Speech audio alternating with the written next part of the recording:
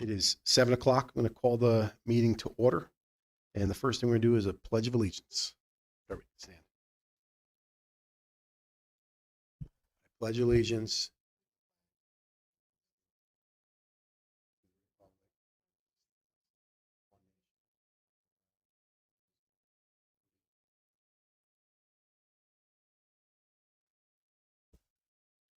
All right. Thank you very much.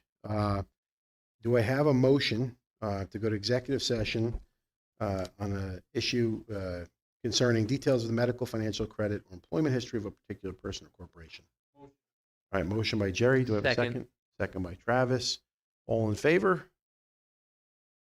Any opposed? Motion carries unanimously. We will be going to executive session at 7:01.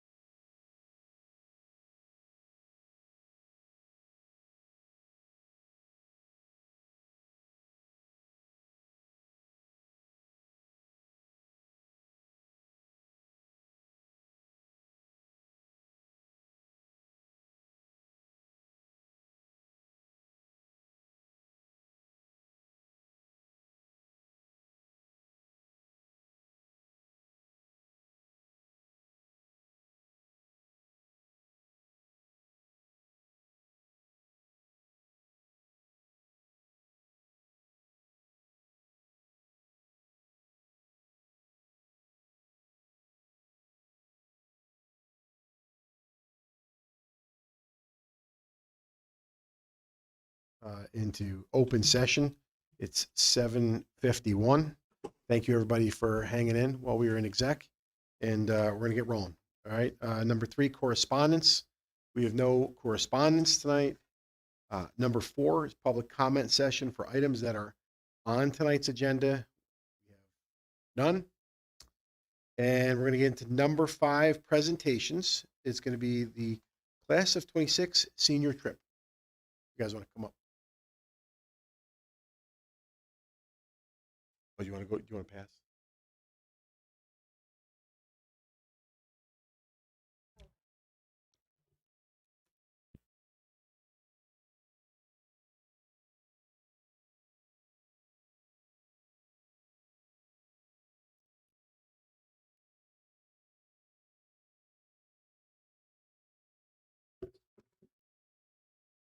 Good evening, everyone, and welcome to our presentation on our senior trip that we're going to be having. First of all, I would like to say that our class officers, President Logan Wyant, Vice President Daniel Bashir, Secretary myself, and Treasurer is Soraya Mulholland. Oh, okay. So first, I want to talk about how we came up with our senior trip idea. So we really focused on getting everyone involved and making sure that everyone was able to go on the senior trip. So we put out a lot of surveys asking like what kind of documentation people had, if they were able to get a passport, and we just asked like what they wanted to do, and the general consensus was they wanted to go somewhere warm, obviously. So after that, we figured out documents, who has what, who needs help getting different documents. And then Miss Everly has been speaking with a travel agent, and they were able to get us like discounts, get us all booked on the same plane, get us all in a nice resort. And we presented all of the different ideas for the senior trip, and we voted on one. And so we're going to the Florida Keys for our trip for I think 5 days. Um, and yeah, I think we have 20 something kids going. 29. Okay, and Miss Everly is gonna talk about the details. We have 29 students that are able to go on this trip. So we are leaving on May 4th. We would return on May 8th. They leave school about 5 a.m. So that's going to be a fun one for some of my seniors. And then our bus will go to Newark Airport. It is a direct flight on United Airlines from Newark straight to Key West Airport. So it's a 9:45 a.m. And arriving at 1:02 p.m. Friday, we come back, same thing, United Airlines. It's a straightforward flight. We leave there around 2:30 and arrive at 5:39 back in Newark. And then we arrive back at the school approximately at 8:30 p.m. on 5/8.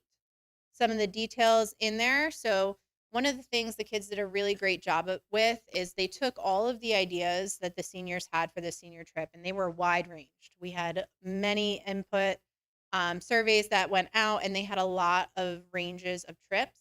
So one of the things that they all worked through were the pros and cons of each trip, and then what they could do at each trip and what would be available to the seniors. So Key West is very much an island of very minimal things going on there. So that was one of the things that we had to highlight was when we're there, there's a lot of pools, there's beaches, there are a couple of things to do, but it's very secluded. So that's going to be a different kind of area. And that was something that they wanted to do. So some of the things that were there that our travel agent is working on is the hotel accommodations, our Blue Flamingo Resort in Key West, which are extremely welcoming to student organizations and groups.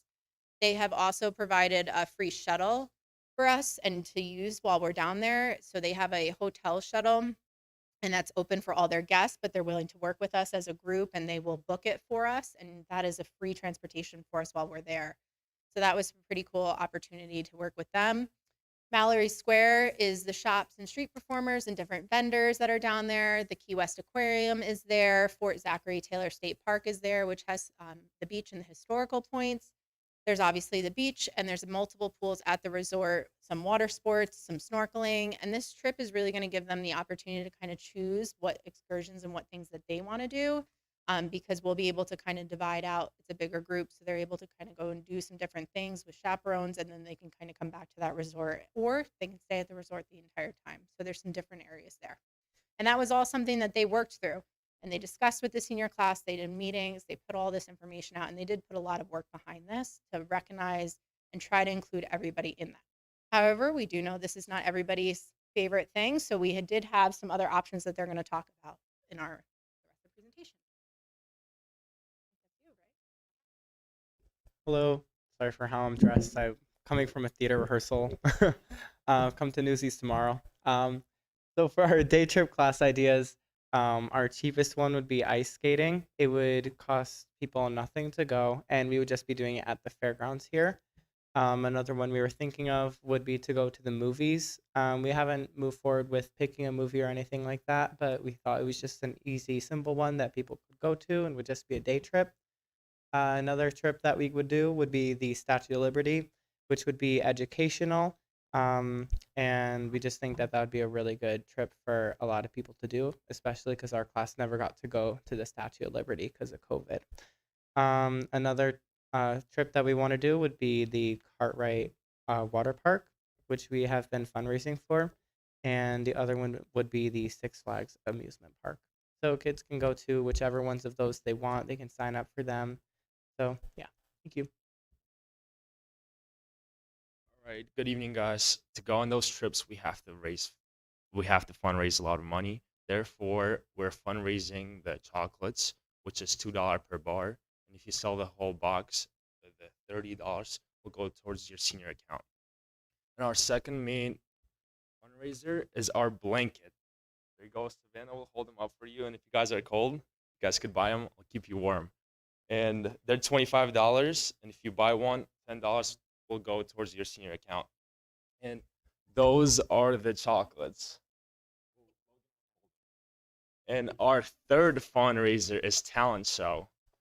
We wanted to have a talent show, but unfortunately nobody signed up. Therefore, we canceled it. So, but we're gonna have a lot of future fundraisers. For example, Little Caesars Pizza, and if you sell one, $6 will go towards your senior account. And if you guys have many ideas, you guys could email us or talk to us about it, and it'll be nice. Thank you, guys. You guys have any questions? I have two questions. One is you mentioned 29 kids are going. How many are in your graduating class? We have 67 in our graduating class. Okay, my other question is about the bus to Newark Airport. I've heard from track parents that the bus that takes the kids to Ocean Breeze and Staten Island can't go through New Jersey, that it sticks and goes through the city. Is that an issue? Potentially, we have to talk to the bus garage. There are certain buses that are able to go through Jersey. It's just certain ones cannot and certain drivers can't. So it's something that the bus garage will have to work with us ahead of time to make sure they have the right driver and the right bus to go through that. I have a question. In the past, for senior trips, the senior class has asked the Board of Ed to cover the expenses of the bus transportation to Newark Airport. Is that something that your class is looking for, or have you figured in the bus transportation in with the per student cost of the trip? So that is something that the senior class is asking for the district to cover is the transportation to the airport. Do you So have that amount, Amanda? we do not have that amount. The bus garage has to give us the amount. So we don't have that at this time. Yes. So they would, it's a school-sponsored event, so would It's they, always been yes, chaperones have to be fingerprinted? yes. How many go per student? I think Mrs. Eberly is anticipating three. Three. 29? 29 students. 29. 3 chaperones, 29. Mhm. I don't know if there's a number in the I policy, thought there was. 1 to 10. That's Just a question. I just worry about somebody. That's all I'm. Crazy world today. So forgive me if I'm thinking that, but got to stay safe. me, we also think the same way. So we are beyond, above and me to death. beyond on any of this. Yes. Scares me to death. Appreciate the support. Did I miss it? What's the cost per student? The cost per student is funded by them, and it's approximately $850 per student. So they set up a payment plan. So it's spread out through a payment plan, and their fundraising is individual and class fundraisers. So right now, for their individual fundraiser, goes directly to their fund is the chocolate sales. So everyone had the opportunity to sell chocolate. $30 of that box goes to that individual student. The blankets and the pizza fundraisers are going to the full class to support those day trips because the ultimate goal on those is free of cost. So everyone has the opportunity to go on those. We've also had 2 sponsorships that'll be coming through donations for 2 students to go on the senior trip from outside organizations and an organization in-house that'll be on our board when the donation comes through.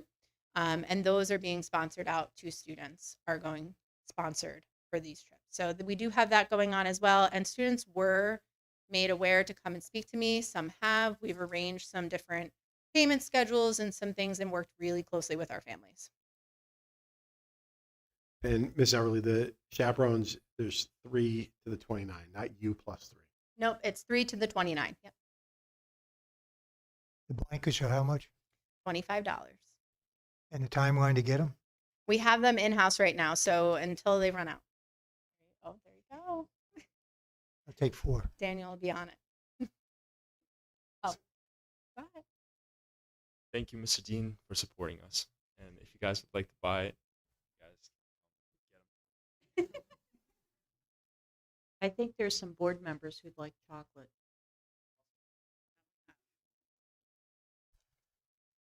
I will say the senior class has put a lot of effort into this, and they did really consider a lot of the layers that go into this and what everyone would enjoy. They put out a lot of surveys. They wanted a lot of input on this, and they wanted to make sure everyone had the opportunity if they wanted to go. And that was a big one. So I think from the get-go, what I was super impressed with was the first thing they said were, if we leave the state, what documents do they need? How are students going to get these documents? Can we help them get these documents? And some of our teachers and staff have also helped because forms are confusing and how to go about that. So we've done a lot of behind the scenes work to make sure that any student that really wanted to go on this trip was able to. And the day trips were another opportunity that everyone put input into. And those opportunities, because not everyone does want to go on an overnight trip or anything like that. So those day trips were super important for them as well. And they took a lot of feedback in there on simple trips that still got the class together. And I think the Statue of Liberty one, Miss Long and I were super impressed with because we're like, you want to go to Statue of Liberty? They're like, well, we never got to go because it was our COVID year. So that was really fun for them to kind of all want to do something like that. And because they missed that and they never got that their COVID year. So that was another cool thing that we're going to be setting up and we're going to make happen for them. I have one more. The 850, is that including meals for the kids, or are they going to have to bring their own? So we're working with the travel agency. It should include a couple of the meals. The breakfast is all included for all of it. We're working with them to see what is in the area so we can kind of bulk deliver some things. There is also some package deals. It just depends what's going on when they officially book through everything. So right now we're working with the business office to finalize the bookings down there. And when they do that, they'll be able to kind of see an outreach and say, is there a group rate here? How much is it? Does it fit into that cost? So as long as it doesn't go over the 850, that was a big piece for us. But we're also fundraising separately, and we'll be able to try to figure out those meal costs because we're not going to let any student obviously be on the trip that can't make that happen. Yeah, that was my concern. You get down Mhm. there and 5 days of food is going to.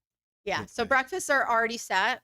It's more those other pieces, but we can't, it's one of those things because it's a group and it's so secluded in that area that we really had to wait until we finalized bookings to pull those pieces together. And same thing with some of the excursions.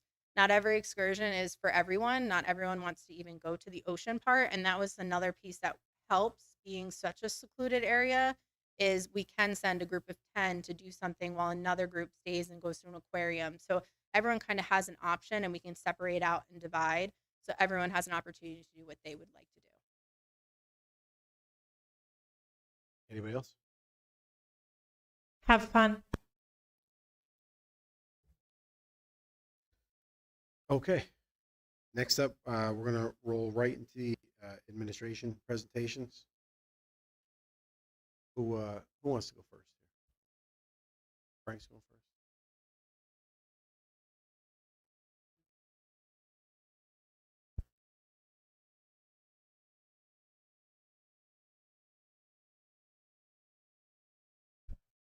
Good evening, everyone. It's always fun following students speaking. But that sounds like an exciting trip, and they've done a lot of hard work. And Miss Eberly and the council has really worked to kind of make sure everyone is included throughout the entire senior year. So it's great to see that group kind of coming really together in their last year here. So we're going to just give you a quick update about our Ready Math kind of pilot. So especially our fourth grade team has been extremely excited. I get talked to every other day. You can ask Miss Bennell. But they're just saying how they can see the kids thinking. They can see their work. They're seeing what they're doing. And they're having math discussions. So that's not a quiet classroom, but they're not talking about video games or Fortnite. They're talking about solving the math problem posed in front of them. And we're giving them some tools where you can see they're standing up. They have different ways to work through the problem.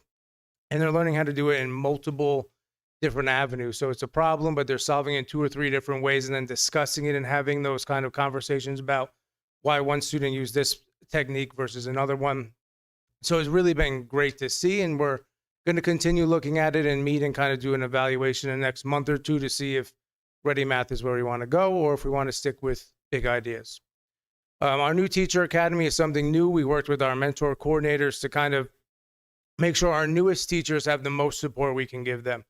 So after school, every other month, we meet for about an hour in here and we go over different things, do check-ins. One of the last things we did was a reading. So sometimes with teachers, it's hard to talk about what do you do when you don't know what you're reading because we're so good at reading. So one of the things we read about was cricket at an 8th grade level. So some of you may think of cricket as the machine, but we were reading about cricket as the sport. I was first introduced to cricket when I was down in Cape Town presenting, and I had no idea what it was, completely listening to my teammates explain all the rules. So we wanted them to go through kind of a practice of, if you're reading something, when do you know you don't understand? Wasn't written too difficult, but how do you do it? So we gave them some tools. We went through. The group was great. We got to a point where one of the teachers said, when you didn't understand, what happened? And she said, the images stopped coming in my head. Have you ever talked to your students about that? When they're reading, did that video in their head stop playing? I never thought of that. It's a great way to explain it to our children. So they've been tremendous. And then we do some half days where we do some deeper dives into different teaching techniques, especially with programs like Teach Like a Champ, things like double planning. What does the teacher do? What does the student do? They've been fantastic. They've been receptive. And the mentor coordinators, we meet every couple months just to kind of review, are we going where I think we need to do? What are they coming up in your meetings? And then we kind of just have this nice collaboration to give them support in real time instead of just waiting to a post observation to have discussions or look into anything like that. So that's my brief update. We haven't had much school, so a lot of snow, but that's what we've done in the interim. Thank you.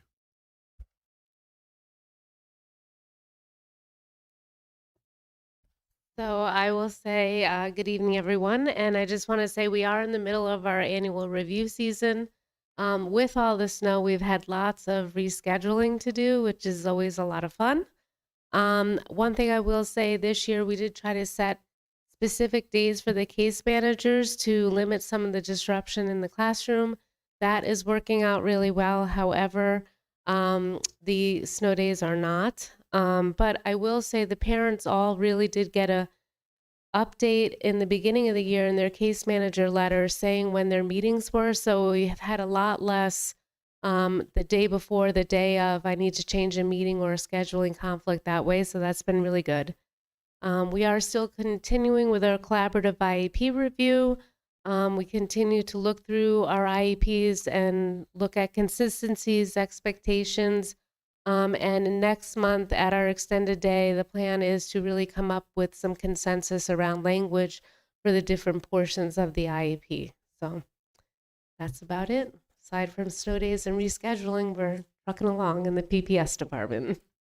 Any questions? How many IEP students do we have? We have about 145 and 45 right now, 48 with some new additional 504s. Mm-hmm. Anyone else? Thank you.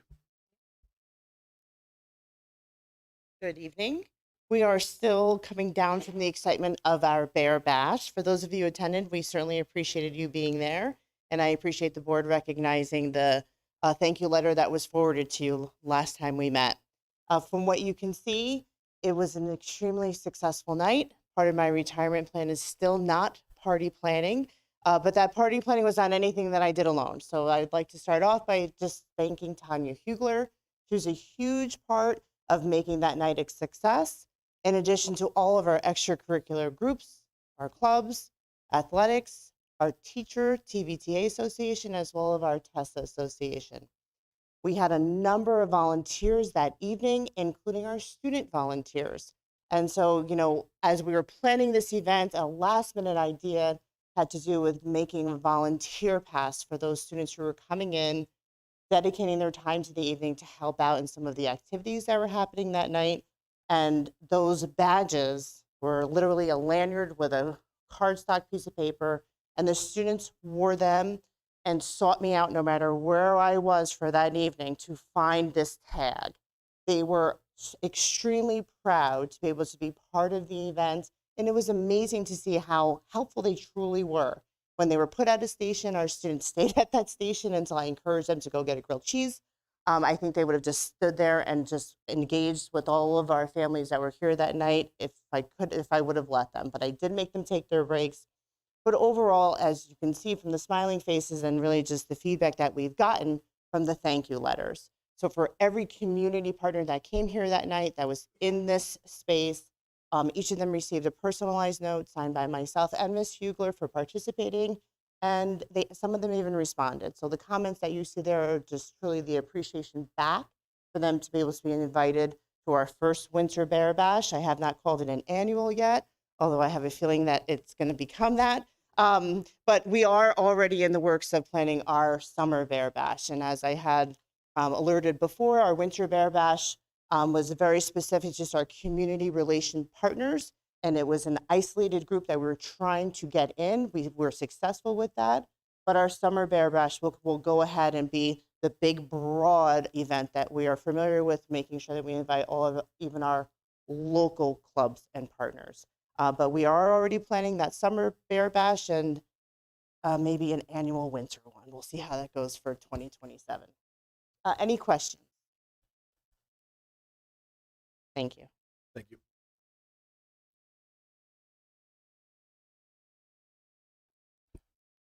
So I get to follow the fun of Bear Bash. I apologize for any emotional whiplash that's about to happen here. I wanted to give a little bit of a glimpse this month into something that's really behind the scenes and kind of invisible to most people. So lots of times people think of IT, they think of the nuts and bolts, keep the network running, network accounts, that type of thing. Cybersecurity, they realize is part of it, but it's kind of like, oh, that's that firewall or antivirus thing. But there's a lot more to it.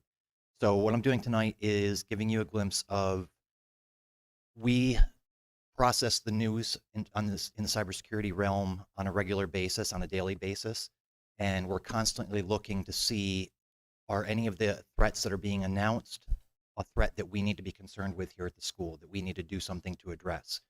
And what I have here in the next two slides is just cybersecurity threats that have been announced since our last board meeting. This is just the last 2 weeks, things that we processed, we discussed in our department, and went from there. So the first one here is CISA. For those of you who aren't familiar with CISA, they are the Cybersecurity and Infrastructure Security Agency. They're part of Homeland Security. And they ordered an emergency patch for an actively exploited Dell flaw, which caught our interest, of course. We have a fair amount of Dell infrastructure here. Federal agencies were given 3 days to patch. And part of the reason for that is this particular flaw had a CVSS score of 10. So you don't need to know what CVSS stands for. It would bore you further. But what you do need to know is it's a 10-point scale that basically lets us know how serious is this flaw, all the way from a 1 being you really don't have to worry too much about this. It would be very hard for somebody to exploit this, and even if they did, it wouldn't cause much damage. All the way up to 10, which is the case here, being a remote attacker could hit a system, have no rights to it whatsoever, and exploit this flaw, and using this flaw, give themselves full administrator rights to the systems. And that's as bad as it gets in my world. So this had a CVSS score of 10. We looked at it immediately. In this case, it turned out this was related to Dell's Recover Point for virtual machines, which is a software that we fortunately do not run here. So we were able to determine we did not need to do anything with this particular software. And part of the other thing that made this a 10 was this flaw was being actively exploited by a Chinese-aligned threat cluster at the time, which is why CISA put out the alert immediately. The next one that came through was there was an unsecured database that was found publicly accessible from a digital verification company, a fraud verification company. So when you log into websites and you get that prompt there to determine whether you're human or not, that's done by an outside company. So one of those companies that does that kind of identity verification, their database that they use to determine if people are valid or not, there was a database of nearly 1 terabyte of full names, birth dates, social security numbers, physical addresses, gender, and postal codes on American citizens that was openly available out there on the internet. Obviously, this isn't a flaw that directly impacted us, but it does raise the fact that I said, okay, I need to start working to get a refresher training out for our staff to let them know about this and to be even more vigilant, especially in regards to identity theft.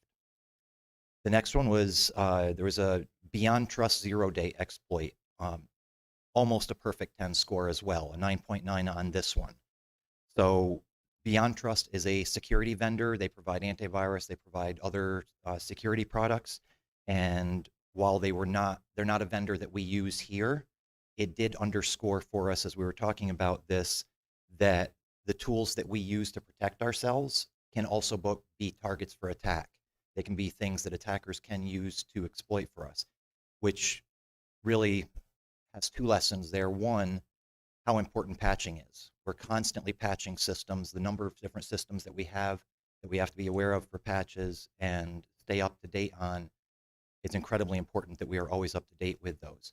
And the second part is we use what I call a defense in-depth approach. So we have multiple layers of defenses provided by different companies. So even if our firewall vendor had a flaw that was exploited, they have to get past other layers of defense in order to get into our network. And this type of attack that Beyond Trust fell victim to just kind of underscores why that is so important to continue. The next one was a social engineering campaign, a new technique that's being used for social engineering. And this one uses native Windows tools in the attack. And I won't go into the depths of this other than to say that, again, it used that fake CAPTCHA type of pop-up, and it prompted the user to run a command on their machine to prove they were a human. When they ran that command, it actually executed against the attacker's servers and gave them information that was used in the next stages of the attack to actually get access into the network and create a remote access Trojan, plant a remote access Trojan in the network, giving them backdoor access into the network ongoing from there. And the outcome from that investigation was that we really need to make sure that we're working on a training right now. We're going to put out a video, hopefully middle of next week, with a training for our staff to be aware of this and what they should be looking out for to spot the difference between valid CAPTCHA prompts and ones that are not. The next one was there were 6 actively exploited Microsoft components, including Microsoft Word, with a CVSS score of 8.8. Now, this one was the first one out of these that directly affected us in that it's software that we run here. So this was really an all hands on deck. Everyone in my department dropped what we were doing and worked almost exclusively on getting this patched, getting this Microsoft Word and other Microsoft components patch out to every PC that we've got. And then evaluating which ones didn't receive the patch, going out in person to those machines and getting that done. So normally when a patch comes out on the first Tuesday after the second Monday of the month, we wait until late in the month before we start applying those patches, just because sometimes the patches themselves have flaws and we don't want to push out something that causes people problems. But when it's something like this that is highly urgent and affects us and could really represent severe vulnerability to us, we will do that immediately. The next one is there's a new phishing technique using public-facing APIs, and an API is basically a programming interface. In this case, an API that provides connectivity into our Google infrastructure or into another company's mail infrastructure. And attackers are exploiting those APIs, finding ways to use those to send phishing attacks into a company using the company's own email server.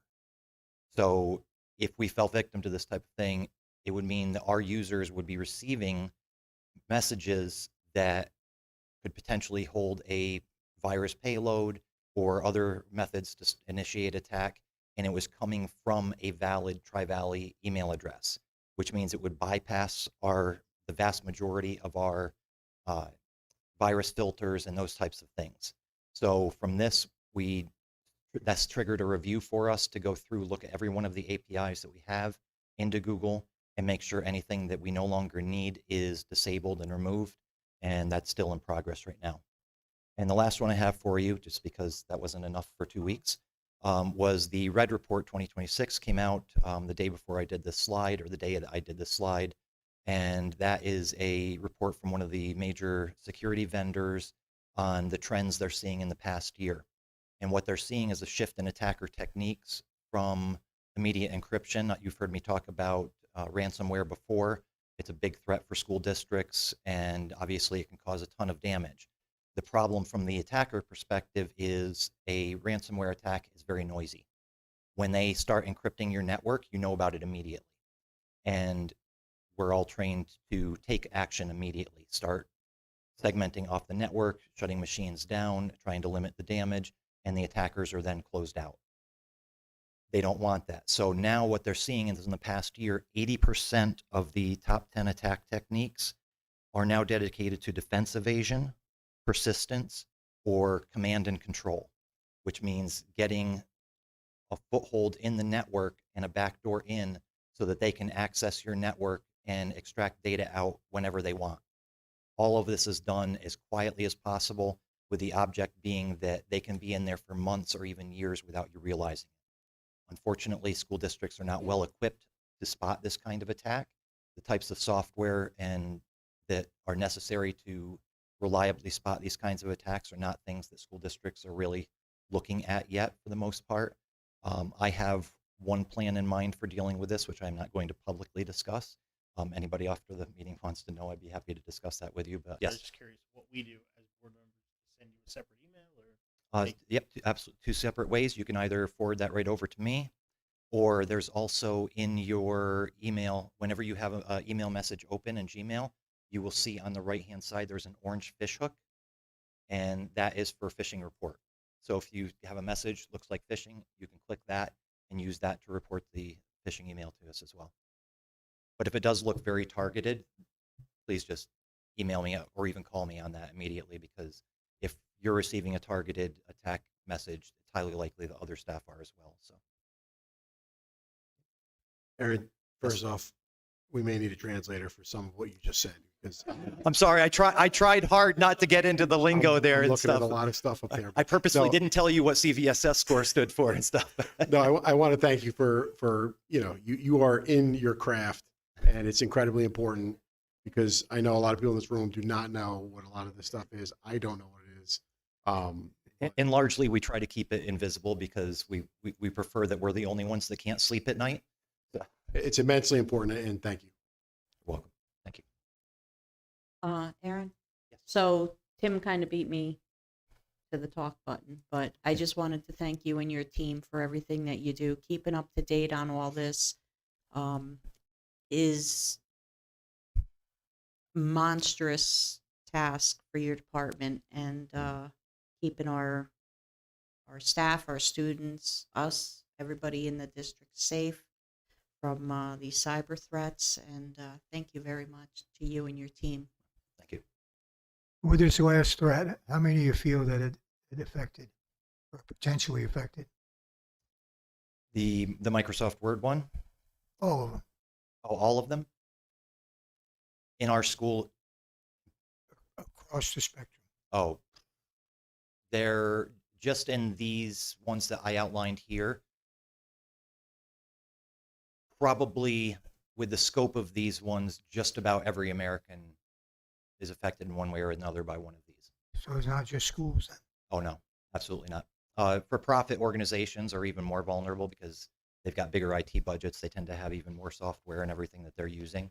And it's, Yeah, I've gotten notice of for 2 events of my own alone in the last week. yes. Yeah, we actually haven't done it yet this year, but one of the phishing training is included in there. We're required to give information security training to everyone who has an account, and I haven't done that for the board yet this year. So if we are able to find a time where I can meet and just go through that cybersecurity training with you. Yeah, I'm not talking school, I'm talking about personal. Yep. Thank you. Thank you very much.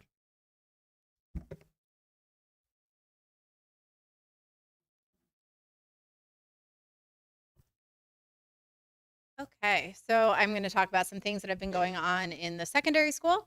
So one of the big events that we just had was our elective fair, and that was on Wednesday, the 28th, after a couple of reschedules, but we made it happen. That involved 7 groups of students in grades 9 through 11. 19 teachers presented with over 50 elective courses. So what happened was we shut down for half the day for grades 9 through 11, and these students traveled between different classes, and they learned hands-on from the teachers that teach these electives what the electives were about. Some of them were held in the classroom spaces that these courses are happening in, and we ended up doing a survey after, because this was the first time that we had done it for at least a few years before I was here. I don't think they did it for a while. So when we did this, we did a survey right after to staff and students. And the survey feedback was all very positive and extremely helpful. So we can start planning for the future and making this another event that we do yearly. One of the quotes from one of the student surveys was, "It made me excited to get a chance to take some classes I wouldn't have looked at twice beforehand." So one of the big things was when you're reading a sheet of paper and you're in those course selection meetings with your guidance counselor, what it says on paper, you might just skim it, or it's not really your thing, or you don't really want to know more about it. And then when it's different, when somebody's up there presenting that course to you and going through the details and all the exciting things, and that was a lot of the feedback that we received. Staff were super excited about it. They felt that this was a really great opportunity for students. The students were attentive. The students traveled with note pages that were all sectioned out for them so they could remember what they were seeing. So when they go into those course scheduling meetings that have already started and are actually on the end of finishing up with the counselors, they're able to really dig into what pathways they want to do and what courses they want to take. So this was a huge success in our book, and we're looking forward to doing it next year, possibly expanding to another grade level as well, and really giving that opportunity to students. So with that, our course selections have started in the guidance department. Students are coming down. They're learning more about their classes, about their pathways, about the graduation requirements, and they're looking at those electives that they can insert into their schedules as well. Scheduling meetings are happening behind the scenes with just the counselors right now, and then we will move into the staff, the teachers, and all of that part as we're working behind the scenes to make sure that we're aligning everything with the new requirements that are coming out from Blue Ribbon. College credit reimbursement, we're receiving a lot of feedback on that. As you know, our second semester has finished, so we have wrapped up some of our college courses. We are finalizing some of our paperwork with our business department, and then as soon as that finalized paperwork comes through, that'll get blasted out to any student that has already completed a course. We've done our back end work, we pulled all the student grades, and then the parents will submit and families will submit the form for the college reimbursement for that credit recovery program that we started last year. Well, the start of this year. Scholarship workshop. We did have a scholarship workshop planned. It did get canceled because of weather, but we have a scholarship workshop that is coming. They will be coming here. We will announce the new date of that. Mr. Williams was working that through, and that is an opportunity for families to come in. Is a representative from Hudson Valley that comes in and talks about different scholarships, some ways that you can apply, some things that'll give you a leg up. And it's really just an opportunity for families and students to learn more about how to give them that up when they're in a scholarship pool and things like that. Scholarships are getting blasted out daily. You're going to see a lot of emails and notifications about that. We have a section on our website that constantly gets updated. Daily, we're getting scholarships in. I think last year we had 100,000 plus in funds given out in our scholarship night. So pay attention to those. We're encouraging students. We're working one-to-one with students. We're helping them through those processes. They can be overwhelming. However, we did learn a lot of the local scholarships will only receive a couple of nominations in there. So it's a really great opportunity to get a lot of money for our students. And we encourage them, we're encouraging families to encourage them to really participate and make sure they're applying for those. Competition night is fast approaching. That will be in March, and the student officers and student council have been meeting. There's been a lot of discussions. They're looking to do some really exciting things. So that is going on behind the scenes.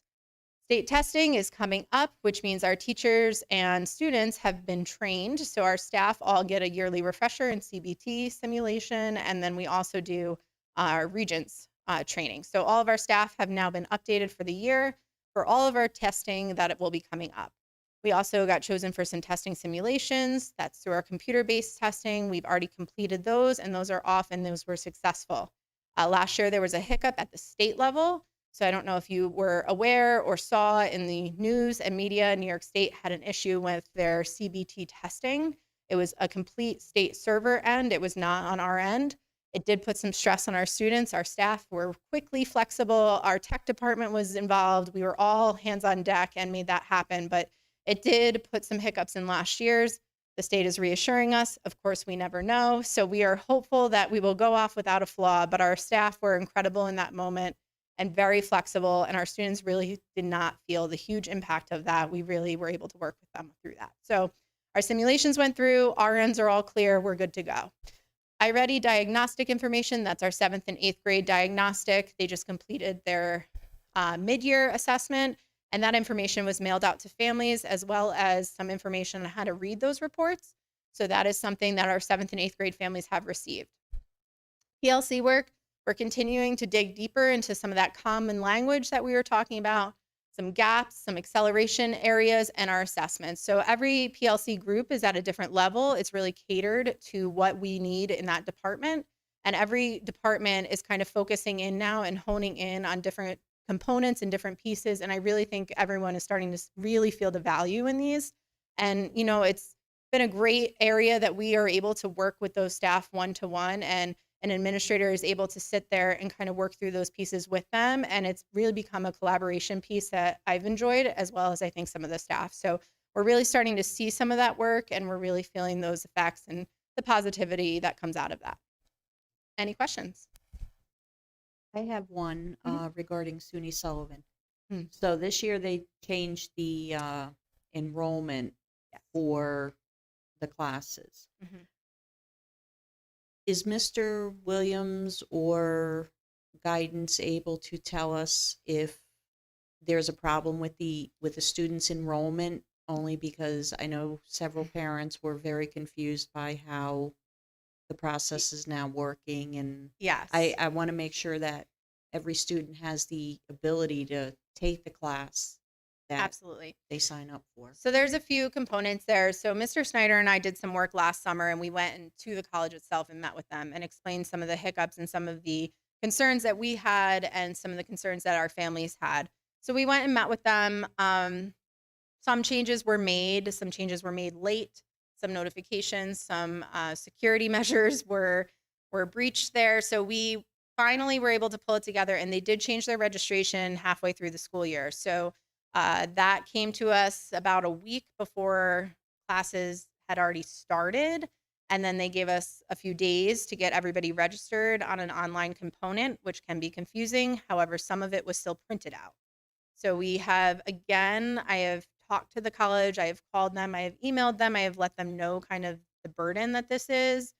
And then, you know, they are willing to work with me in the sense of if something isn't going through correctly, we can fix it. So what we just got today, what I requested is who actually got through and registered. So we pushed that out to our staff today to review. So every student those are in those college courses, the staff member that teaches that college course has just received the registration email. So now what they will do is they will reach out to each individual student, make sure, did you want to register for this college course and get the college credit, or are you just taking it as a college course? So because there's two different pathways, you can take it for the credit or you can just take the course itself. So each teacher now will go directly to each student, make sure they're in the right section. We just received that today. So the staff should be reaching out, I would say tomorrow, if not Monday, with that information, making sure everyone who is supposed to be registered is registered. One of the really hard things that we have as a district is we don't have access to all of this information usually. So we have to reach out directly. They have to send it to us. It's through like a third party situation, and it becomes very muddy and difficult. Payment is also a very muddy process with the college. It's unfortunately all with the college. And again, Mr. Sander and myself went there, we worked with them, we tried to explain, and we're held to the reins of what the college is doing. We're doing our best to communicate it out as quickly as possible. We understand it was not an easy situation, and it's not all fully, if it was one way or the other, virtually done or hand done, it would be okay, but they've done parts switched over and parts not. But we did just receive those lists, and we're hoping that can help. And I just communicate as much as possible to them, and that does help. We've had some students where they've gone the entire year thinking they're registered, and then at the end we realize they're not, and it was just because they didn't inform us. So we call, we go, we make it work. You're welcome. Any other questions? Great. Thank you.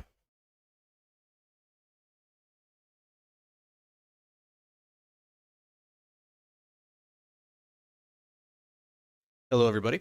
I'd like to start out by shouting out some students who have, for the second year in a row, swept the Sullivan County Volunteer Firefighters Association poster contest. Every fall, when there's Fire Prevention Day, the association puts out a theme. This year's theme was Charge into Fire Safety, Lithium-ion batteries in your home. And this year we had a first, second, and third place winner, which was the second year in a row we have swept the awards from the rest of the county. So extremely proud of Ariana, Austin, and Sarah for doing a great job on their posters. Earlier this month, right before Valentine's Day, we had our pre-K fashion show. If you have not seen the pictures, they're adorable. If you were there, the dance and the cookies and the juice was great. Part of the pre-K curriculum is to go over fashion, talk about the different types of clothings, and they culminate this into a giant little fashion show where kids get to walk the red carpet and show off their best moves and show off their best duds. So it was a really great time. Parents showed up. They were able to take pictures and really watch the kids strut the catwalk, as you will. And lastly, we have, well, not lastly, but on the PowerPoint, lastly, our PLCs, for an update, are moving. They've been a lot of interruptions with the snow days, as you guys have heard through these presentations, but we're picking up momentum as we left off with the 2-hour delays and the snow days, and really talking about the difference between what a standard is. Is it the teaching component, or is it what the students are supposed to be demonstrating? So we're having some really great conversations and making sure that we're getting priorities really laid out. And hopefully in the future, within the next few months, we'll be doing vertical alignment, so our grade levels will be able to touch base with the precursor grades or the future grades to make sure that they're all lined up with what their expectations are. And before I roll, we did our final honor roll count this week. We'll be recognizing 80 students in the 4th, 5th, and 6th grade for honor roll, high honor roll, and principals list. And today and tomorrow, Ms. Pringle and I are giving out 250 attendance awards to students who have 95% or higher attendance in the second quarter. So that's more than half of our school. We talk about the at-risk kids. We have meetings with Ms. Williams and MTSS to really kind of hone in on the students who are chronically absent or going to potentially be chronically absent. And we're really not paying attention in the limelight to those students who are showing up every day. So having these awards, having the kids smile, get their little bracelets, and tomorrow they'll be getting a different trinket for 4, 5, and 6 to really highlight the good work they're doing. They can't learn if they're not here, and that's one of the biggest messages that we're sharing at these awards. Any questions? On the Read Across America that you have coming up? Next week, yep. Yes. Did you have a good turnout for readers? Yeah, I think Good we're sign up? booked for readers, correct? Yeah, we're booked, and we have some extras in reserve, so some classes might get an extra reader. Good. I'm very happy to Yep. hear that. Thank And you. next Thursday night, to plug TVTA, they're having their dinner and a book event next Thursday night from 5 to 7, correct? 5 to 7, okay. So if there's an RSVP form that went home with all of our kids in the Backpack Express, parents can get that in so we can get a count. That would be great. Okay. All right, and we'll roar into March. Just how many students did you say in honor roll? 80. Wow. Yep. Okay, So thank you. that's off the top of my head. That's about little less than half of the whole group. I think we've got about 168 kids, 170 kids between fourth, fifth, and sixth grade. Thank you. You're welcome. All right. Thank you.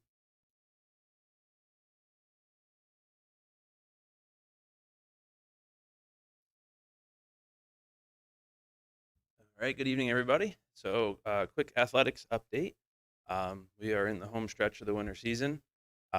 We had Santino Hafner representing us at the state ski meet. In his first run, he was in 24th place. So he was up there Monday and Tuesday. While the snow affected us, they were up at Bristol Mountain and did not affect them up there. We had boys and girls indoor tracks were our division winners. Both we had just put in the order for the patches from the division. So we have 42 patches coming for the boys and girls indoor team. They're going to be going to the state quals here on Saturday, and we're already setting up our walkthrough. The ES, we have the Bear and the ES getting ready for a pre-state send-off through the ES. Also, hot off the press, got the text about the time this meeting started. Our girls' varsity basketball team will be playing at Sword on Monday at 6 p.m. And hopefully we win that one, and the championship game would be at the Mount on the 6th. Right now, these numbers are a little old, but those were our registration numbers for spring sports. So right now, or at the time, we had 60 signed up for JV and varsity. 16 for modified, but that opened up a week later. As I'm sitting over here, I'm still getting emails with registrations, so they're still coming in as those numbers are going up. And I've been talking to a lot of the spring coaches, and they're reaching out to some of those athletes that they know are going to be participating and just have to get on and get registered. On the wellness side of things, their secondary school is the Sullivan 180 2026 Heart Smart Heroes. So, as you saw during Bear Bash, we were selling hearts. Our entire district was doing heart-based activities. We had spirit weeks based on heart health. All of the districts in Sullivan County raised just over $2,300 to the Heartathon. We got extra bonus points for having Bear Bash in that time, and we came in first place by 1 point over Sullivan West. So on top of all the great things that come from this with raising money and teaching our kids about heart health, we are also going to get to pick a prize from Sullivan 180. So there's a few different options. The echoes that are going to be coming through are Gaga Pit. That's one of the many options. We'll figure that out when we talk to Sullivan 180. And lastly, a single bite. We're setting up our classroom visit and field trip for our 7th grade. This year they're going to be going to Hemlock and Flowering Sun Farms, the same locations that the 7th grade went to last year. And we're setting up our 2 classroom visits as well. Any questions? I don't have a question, but I wanted to just say thanks for jockeying the schedules. I know the snow days have not made it easy, so thanks for keeping that going. Thank you. All right. Next, we have the budget administrative component presentation.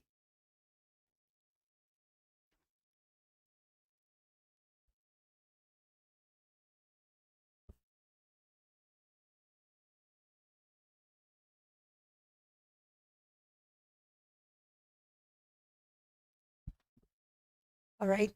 Thank you, everyone, for your great presentations. We have such wonderful things happening. Tonight, I'm going to present the program component. This is our meat and potatoes of what we do here. Of course, always rooted in our purpose and our direction and what's best for our children. Tonight is really about the direct investments in our students in our classrooms. So tonight I'm going to talk about staff, which is really a legal thing. I'll explain in a second. Our teaching, our instructional media, our pupil services, transportation, our community connection, our employee benefits, and the interfund transfers. So this one is funny. It's a projected increase of 18.4%. All this is a shift in our budgetary codes. So we're taking our legal services. We have a retainer that we keep with our attorney firm, and the majority of the work we do with our attorney comes out of the program component. So what we've done is just properly code that. So it's not an increase in the cost of our services, it's just properly coded. This really is what we do. This is why we're here. This is all of the stuff that goes into our classrooms. It's about a 7.1%. This is all of our teacher salaries, our special ed teacher salaries, our gen ed, our teaching assistants, our aides, our subs, all of our classroom supplies and equipment. A lot of our professional development comes out of here, textbooks, all of our tuition to BOCES. And then any of our children that go to other schools, the tuition for that. And then our OC Ed services, which includes our PT, our OT, and our speech services and their materials. We have a decrease of 18.9% projected in our instructional media. That is again, because of the budgetary shifts. Some of our tech director, Mr. Butler, was not properly coded, and so we shifted him correctly, and that caused a significant decrease for us.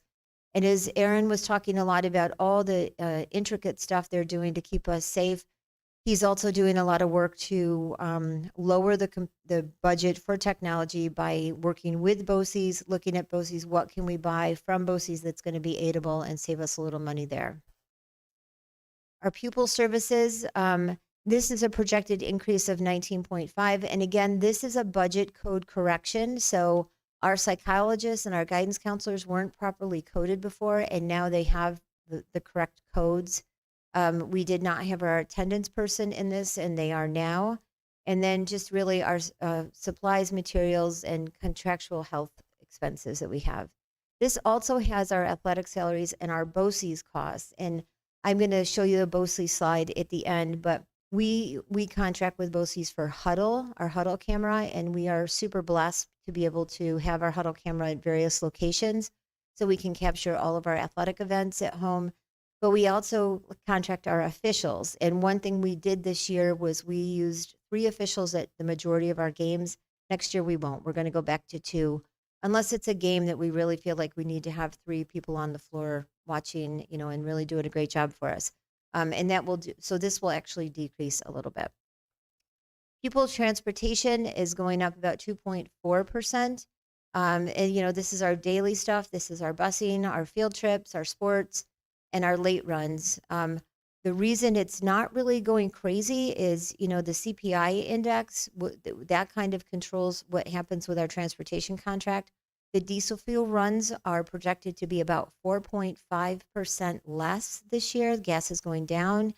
So that balanced it a little bit. And I don't have numbers yet, but I have to believe that we are going to see a decrease in transportation just with the purchase of that school vehicle, because we've really been able to transport kids around where it would normally cost us maybe $250 to drop a kid off for if they were at an event at a different school.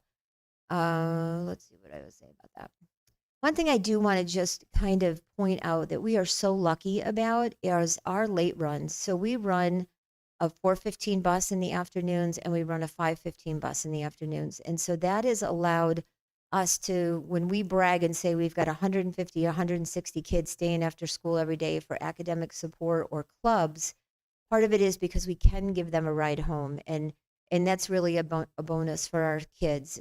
And same with athletics. So a lot of our students, if they didn't have that transportation, might not be able to participate. So again, a real testament to our community and to our board for allowing us to offer those to our children. Community services, this is decreasing 4.7%. This is our yearly commitment to the town of Neversink. We pay them $10,000, and then we partner with them throughout the spring season at the 42 Park. It lets us play games up there if our fields are not able to be used because of excessive rain. It decreased because there was a stipend in there for a census person for $500. That's not an annual thing, so we took that out. We'll put it back in when it's time to do that again. Our employee benefits are going to decrease about 2%. And again, we're looking at the same numbers that we were with the other one, the other two components. The retirement system is going to be at 17.6%. The teacher retirement system just came out. I think it's 8.24. It's a little bit lower than when I presented last time. That just came out. Health insurance, dental, and vision, we're going to remain at a 14% increase, hoping to give ourselves a little bit of a buffer with those unknowns. And then Social Security and Medicare, workman's comp, those are going to be kind of out of our hands.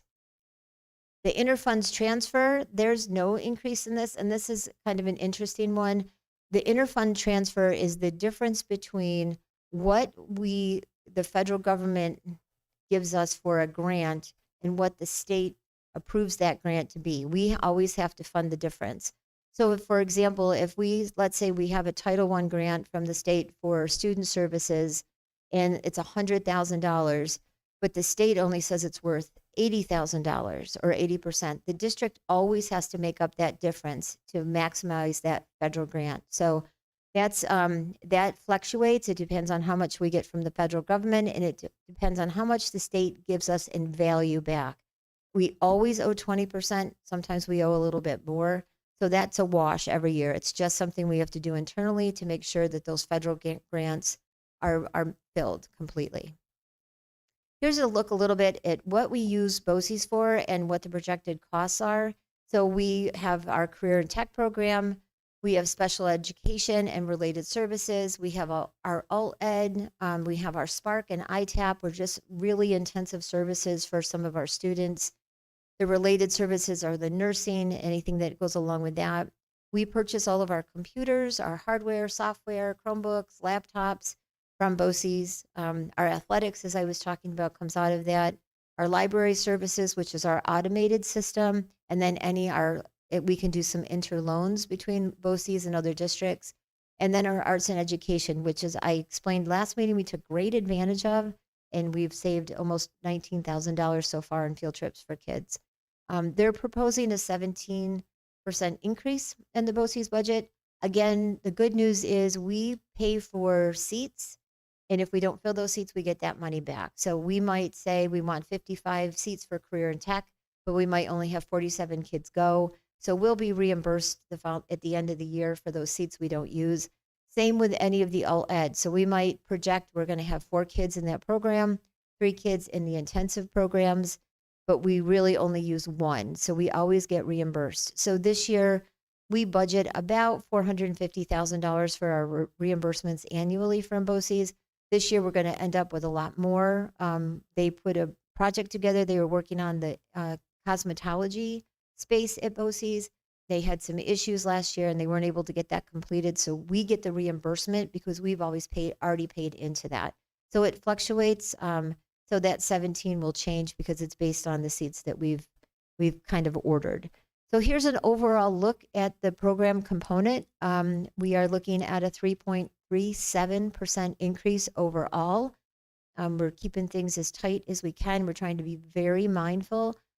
I will give a little kudos to Martha Turbush. She came in yesterday and said, in all my years, and she is the history of that business office. She said, I have not seen in a long time the diligence going into planning this budget. You are very attention to detail. The codes are being done correctly. And so the office staff has really been working to get a great handle on our spending. So that's where we're at for the program component. Next time we meet, I will be doing our tax cap, our levy. I'll do a big summary of all of the components and then talking about our contingency budget if we should need that. What questions can I ask or answer? I had a question. You mentioned therapy salaries. What therapists do we have in-house versus contracting from outside? Like I know we have OT in-house, speech and PT. Yes. We have all those. They're all in-house. All in-house. Yes. Okay, great. We contract with Kim Costa, but she works here with us. She's Catskill Kid, so she's here with us. You mentioned the officially. That's for basketball specifically? Mm-hmm. You want to be cautious of that. What's that cost us a year? It's what, about 120 an official? So what do you figure the savings would be? It would be minus 120. So we're paying $360 a game. We would go down to 240. You would be cautious about thinking about that because they're getting older and they're having trouble getting officials. Well, as we can see, running up and down the court. I agree. That's One why thing they have three. I thought worked well this year is there are some new officials coming, and it's nice for them to be in a 3-man team with some of our more veteran officials to learn the ropes. You know, officiating's tough to recruit, that's for sure. When you did the presentation under TR, what percentage did you have? For the TR? Yeah, the TRS. 17.6, and that's coming directly. No, for the teachers' retirement system, 8.8. Is that what you had down, or did you? Now that's what it is, 8.24. That's recommended. But what did you have recommended before that you? I think what I recommended at the last meeting was like an 8.69, so it's decreased, and that just came out. So we didn't have much savings there then. No. Transportation. Mm-hmm. I know I have a problem with that. It needs to be looked at. We have less kids and we're paying more. And I understand COLA. Now, is this part of COLA, the amount that's going up?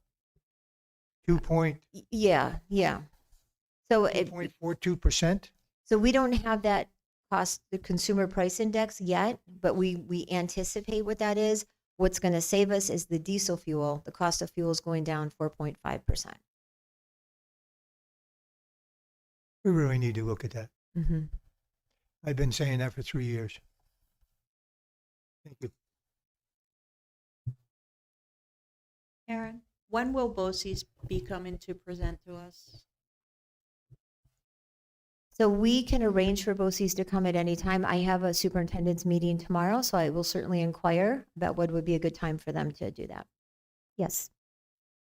I have a question, Aaron. We've discussed earlier in the year, does it benefit the district to purchase another vehicle to transport some of these kids, especially for the smaller sports programs and the other extracurriculars? We have that white bus. I don't think it's super useful, but this van seems to have saved us a significant amount of money this year. So the white van has become more useful because Tanya got her 19 license, so she can drive a bus. So she's been able to take that on trips too. I do think it would be a benefit for the district to look at investing in another school vehicle.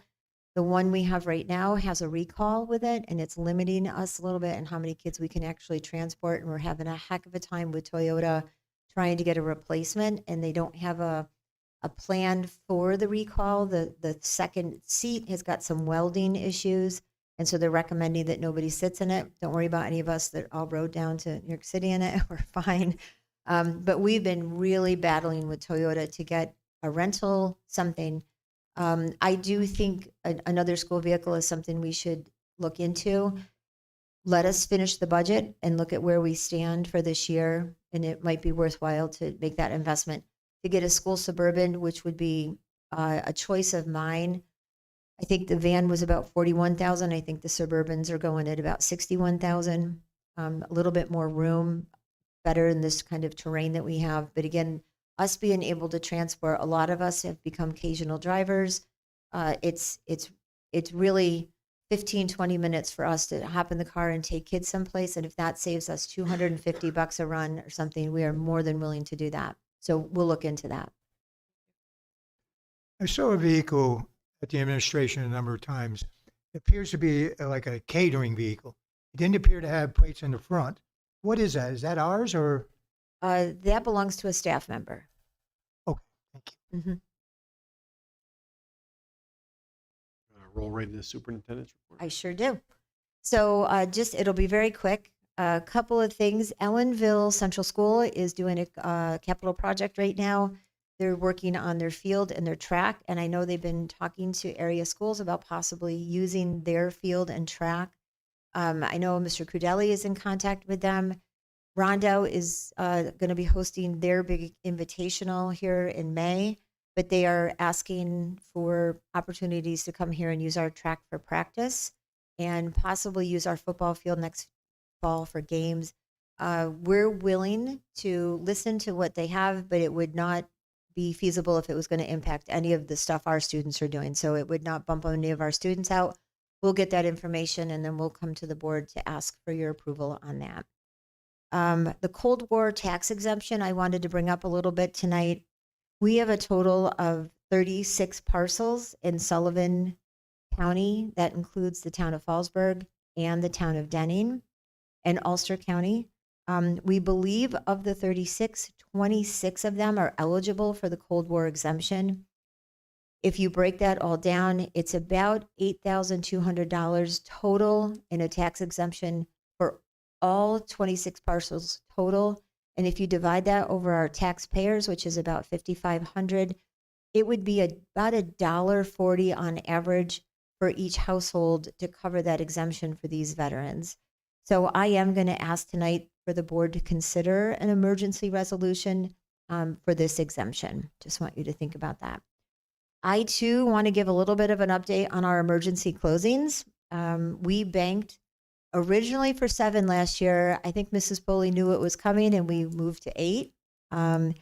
We've really used 6, but because of something that was written in and signed by the governor in 2019 in Ed Law Chapter 605, when a state or local declaration of emergency has been executed, the district will not have to make up that day in order to comply with the 180-day requirement. So we technically are operating with 4 snow days left or emergency days. And we're going to adhere to that. We're going to hope we get through next week, and then we're going to see some sunshine and warm weather from there. So I just wanted everybody to be rest assured that we are still in great shape. Our neighboring districts are not in such great shape, but we are, and we've put that same amount into our school calendar for next year. We have received 2 foils. We received one on January 29th from Jeffrey Lee from Smart Procure for all purchasing records from October 1st until present. And we received one on January 23rd from Holly Hafner, representing the Thomas Drohan, Waxman, Pittigrew, and Maley LLP for copies of the most recent collective bargaining agreements and any applicable MOAs for teaching assistants and aides, and then any stipends for district toileting, which we don't offer that. That's all I have. Any questions on that? Did the government declaration come with any money reimbursement? Imagine No. that. No, when we went to the 3-hour delay yesterday, and I do have to thank the admin team. I have to thank Daisy. I think I called her 4 times before 7 o'clock to see if she could make this happen. We were able to put together, a modified schedule where every period happened, but the students had a hot lunch. And that's what we get to our aid for the day. And we really did not want to close. It was just the timing and the way that snow came in. I have something quick, Aaron. You spoke about Ellenville upgrading their field and utilizing our field. We are now one of the only area schools that has, relatively low-end facilities.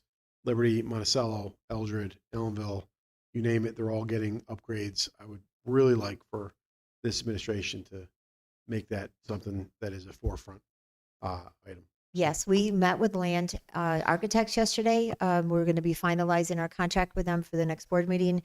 They came up for a few hours, and again, we reiterated to them how a huge priority. We've got some infrastructure stuff, but in my eyes, as a competitive lens, if nothing else, we need to be able to compete our soccer teams and football teams with our area schools because they do have those turf fields coming in. And land is they've got some fantastic ideas for our gym space and then for across the street in our track and field. So it's absolutely a priority for us. Thank you. Anybody else?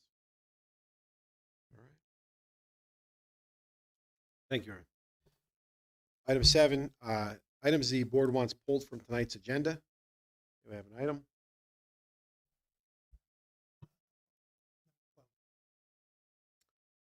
All right, so we are going to strike 12 from the agenda.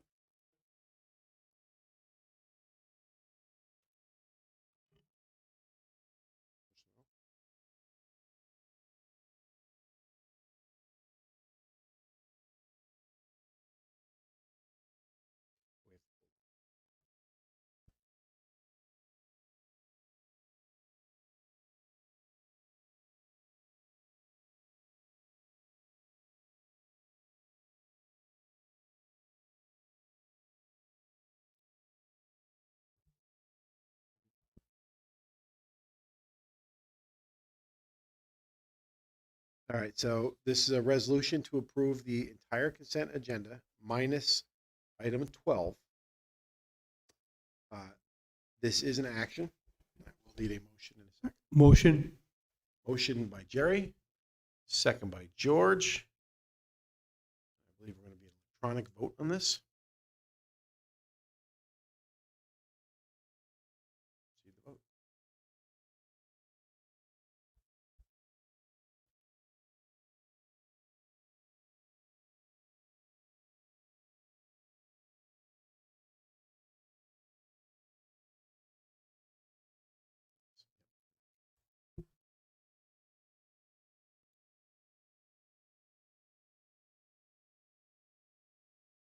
Hey, Heather, I have a question. Should it be second by George?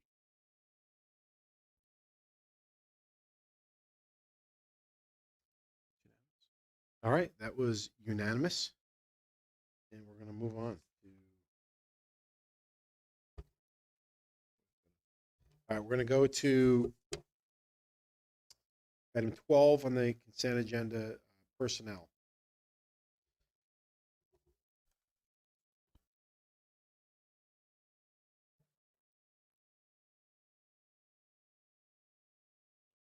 Motion by Carrie, second by Pat.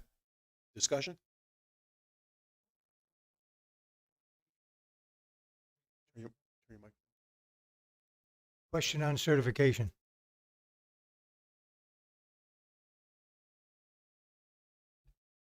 Can you tell me who? One from Arizona.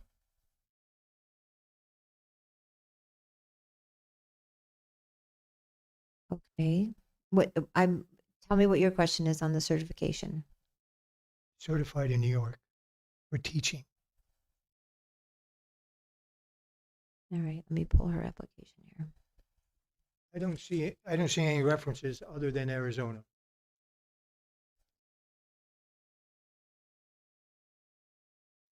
So I think she's just relocated here. She's just come back here. Well, that's fine, but what is it you need to be working in a district, a school, in that position, according to New York State rules? So this is a substitute teacher Correct. that So as a substitute teacher, what credentials do you need in New York State to substitute teach? we don't need any. Nothing? No. We recommend that you've had 2 years of college. And for us, our practices are younger subs. Our college students are in the elementary. We don't have them in the secondary school, but you don't need any type of certification to be a sub. Sub to teach. A sub to teach.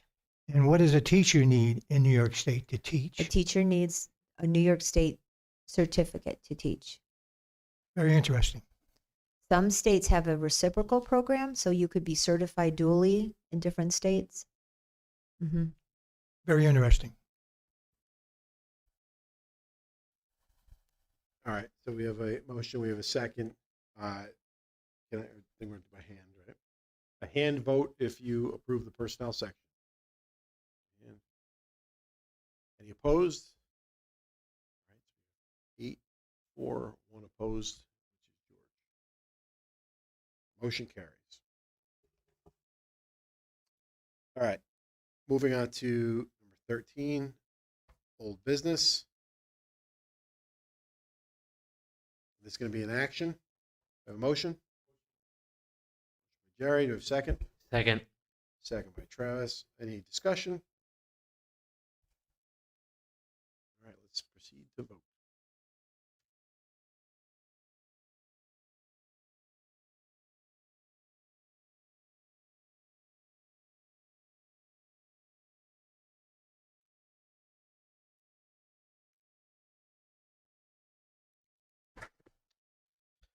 Motion carries. That was unanimous. Moving on to public comment session for items that are not on tonight's agenda. Don't think we have any. We're going to move on to number 15, new business. Do I have a motion to carry the adoption of the Cold War Veterans Exemption? Second. Motion by Pat, second by Rose. Going to be by hand. Raise your right hand if you're for. All right, unanimous. And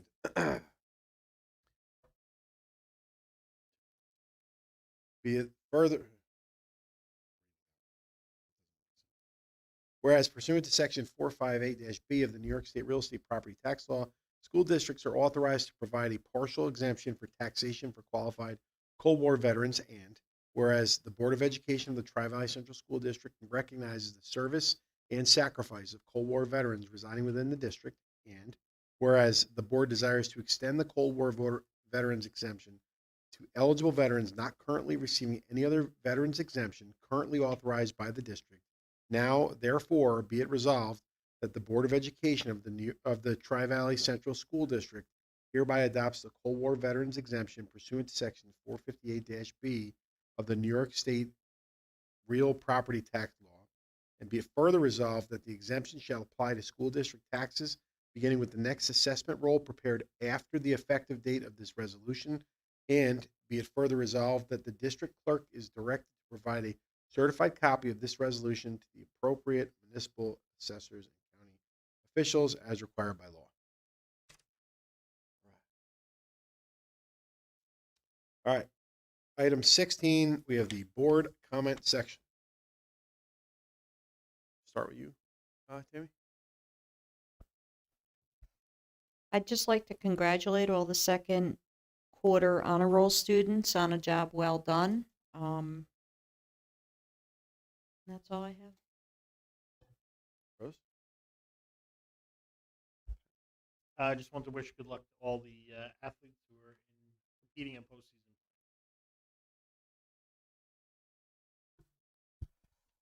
I attend the awards for the, I guess you call it the junior high, 7th and 8th grade. And I noticed I've attended many of them, and I noticed an increase in numbers of receiving the awards.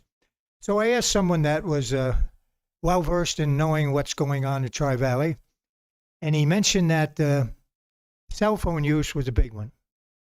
The kids aren't using it, they're paying attention. And that is a great thing. The only thing I have to say about it, when I came on the board 3 years ago, I tried to get that done. So I'd say we're 3 years behind the results. So I just want to mention that. But thank you, staff.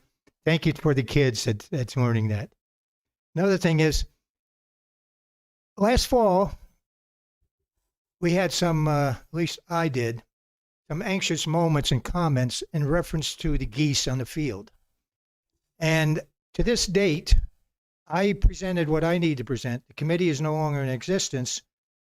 You know, geese season's right around the corner. So what is our intent and what's our expectations and what are we going to do? What are we thinking about?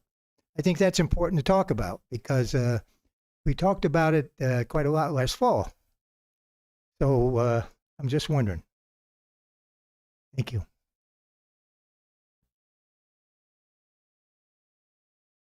Travis? I just want to say great job, class of 2026. I hope it all works out. It sounds like it could be a lot of fun, and Keep it up. Good job. And I want to buy a candy bar. I'm all set. The goose situation is very near and dear to my heart. So we do need to reestablish the committee to move forward with conversation to address the goose mitigation. We're gonna go with mitigation. So what we need to have a motion to create the committee again, correct? And then we can meet to discuss what we're going to do to address the problem. This is the Goose Poo Committee. Yes. Yeah, because I like to become, I want to be accountable. and that would be great because I have several things we can purchase. I just kind of need your go ahead on what you think is going to work, and then Jesse's ready to go. Do we really need to have a committee? Can't we just go on what we put in? Because Aaron wrote up what I had. That was very important. And if you got an idea what you need, why a committee? Just go bring it up before the board and be done with it. Let's move on.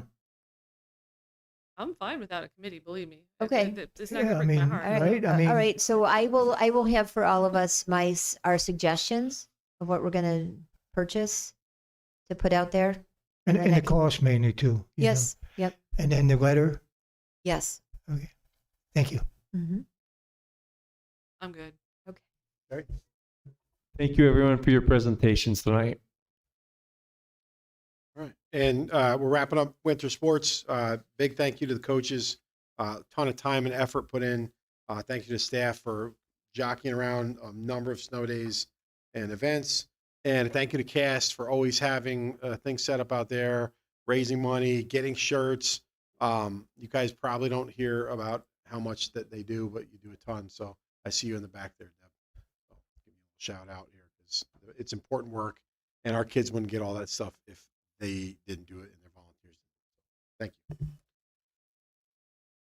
All right. The next one's very important. Motion to adjourn. Sherry? Second by Pat. All in favor? Oh, wait. You got to wait for the electronic.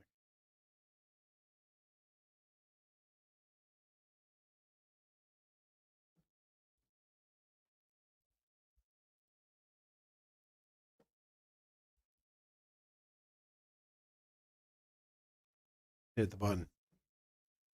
Unanimous, yes. Yep. Have a good night.